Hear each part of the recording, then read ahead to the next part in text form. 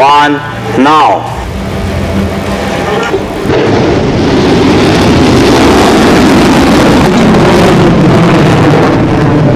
रक्षा क्षेत्र में भारत ने इतिहास रच दिया है।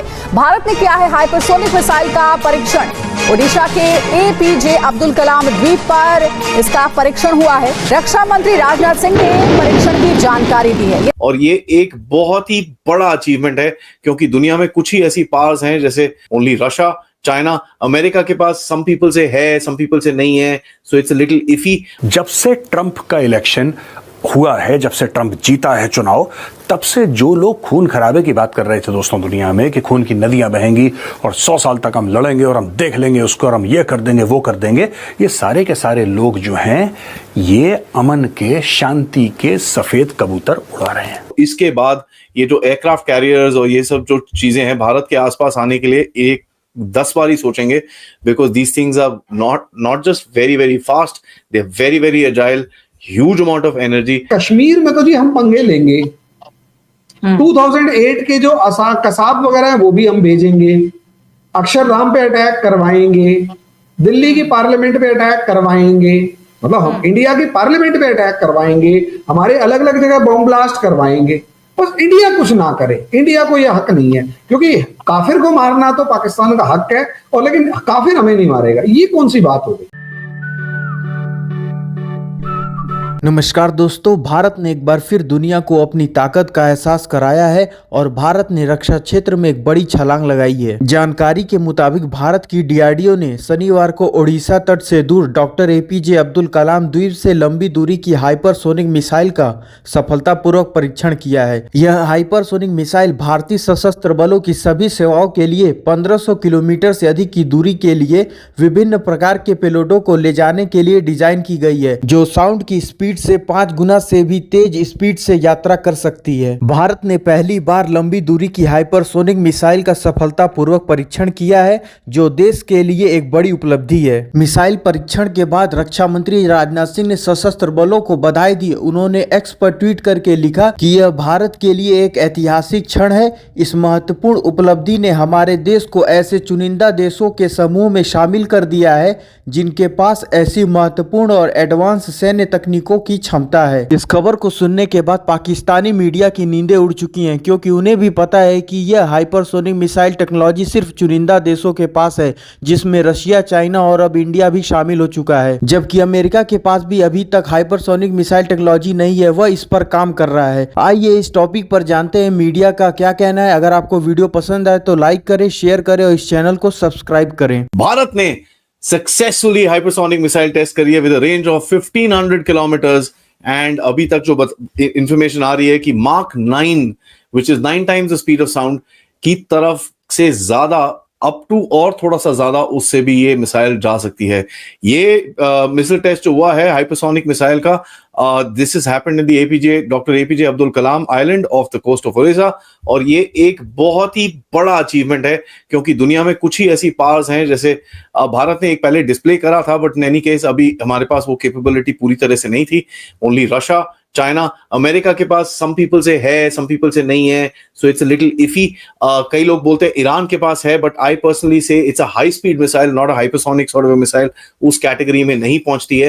Hypersonic missile is of course the speed, and of course वो मिसाइल का मैन्यूवरेबिलिटी फैक्टर भी होता है, where it can actually manoeuvre on to the target and hit that particular target.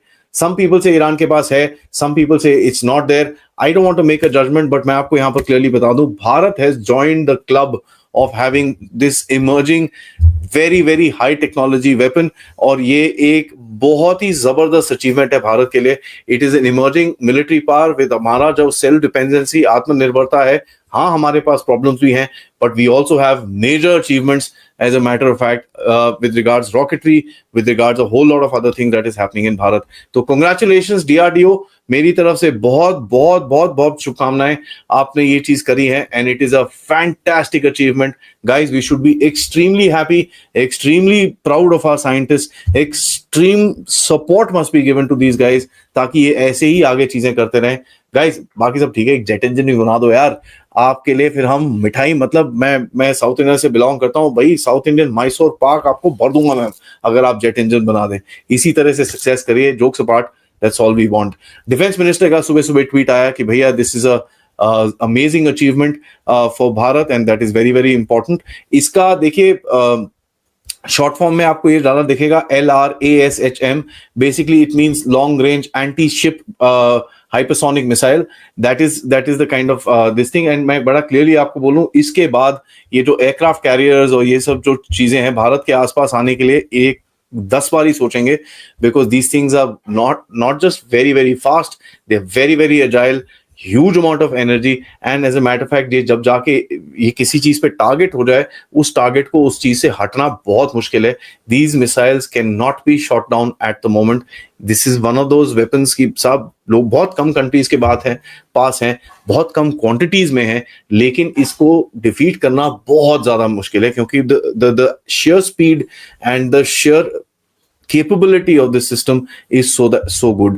तो मैं तो यहाँ पर बड़ा क्लियरली बोलूंगा, चाइना के जिसके काफी सारे ड्रीम्स रहते हैं कि इंडिया के अंदर, इंडियन ओशन रीजन के अंदर ये जो अपना एयरक्राफ्ट कैरियर लेके पहुंच जाएगा, कभी ये पहुंच जाएगा, कभी वो पहुंच जाएगा, it will be literally like a sitting duck. ठीक है, आप मतलब एक शिकारी के सामने आए हो और उसको बोल रहे हो भैया कर ले जो करना है, उसने एक शॉट मारना है, आपका पूरा सब कुछ गेम खत्म हो जाएगा। And as a matter of fact देखिए हमारी एयरफोर्स, अगर आप देखेंगे, we all know that our air force has certain issues with regards numbers and stuff like that, but उसको कॉम्पनसेट करने के लिए आपको long range missile systems, medium range missile systems and short range missile systems की capability जो भारत की है, that is there. Kashmir में तो जी हम पंगे लेंगे, 2008 के जो कसाब वगैरह है वो भी हम भेजेंगे, अक्षरधाम पे अटैक करवाएंगे, दिल्ली की पार्लियामेंट पे अटैक करवाएंगे, मतलब हम इंडिया की पार्लियामेंट पे अटैक करवाएंगे, हमारे अलग अलग जगह बॉम्ब ब्लास्ट करवाएंगे। बस इंडिया कुछ ना करे, इंडिया को यह हक नहीं है, क्योंकि काफिर को मारना तो पाकिस्तान का हक है, और लेकिन काफिर हमें नहीं मारेगा। ये कौन सी बात हो गई भाई? अगर आप सामने वाले को मार रहे हो, सामने वाले को तुमने 10 मारे, सामने वाले ने 1 मारा, तो भाई हिम्मत तो तुम्हारे अंदर भी होनी चाहिए ना, वो एक झेलने की। रो क्यों रहे हो? इंडिया तो नहीं कह रहा कि आप कुछ साजिश कर रहे हो, कुछ भी कर रहे हो। पहले कहती थी हमारी पहले वाली गवर्नमेंट, इस बार वाली गवर्नमेंट नहीं कह रही। स्ट्राइक करके बताया था, रोया नहीं क्या? नहीं, हम तैयार हैं, आप ट्राई करके देख लें। हाँ भाई दुश्मन है तो दुश्मन की तरह बिहेव करो ना, दुश्मन का भी एक नेचर होता है, उसकी तरह बिहेव करो। आप भी ट्राई करके देख लें। मुझे याद है 2008 में जब हमारे यहाँ 26/11 हुआ, कसाब और 10 जो आपने भेजे थे वो हमारे इसी टीम, उस टाइम हम स्टूडेंट्स होते थे, तो उस टाइम पर टीवी डिबेट्स में आपकी तरफ से जो बोलने वाले लोग होते थे वो पता है क्या कहते थे? मत भूलो हम न्यूक्लियर कंट्री हैं, अगर किसी भी तरीके की हमारे अगेंस्ट कुछ किया गया, we will use nuclear bomb, हम न्यूक्लियर बॉम्ब चला देंगे। आज कहां है वो न्यूक्लियर बॉम्ब? आपका साजिश है तो एक बार उसे भी ट्राई करो। प्रॉब्लम ये है कि आपकी आम जनता को चूरन बेचा जा रहा है, क्योंकि आपकी पूरा पाकिस्तान एक गुलाम है।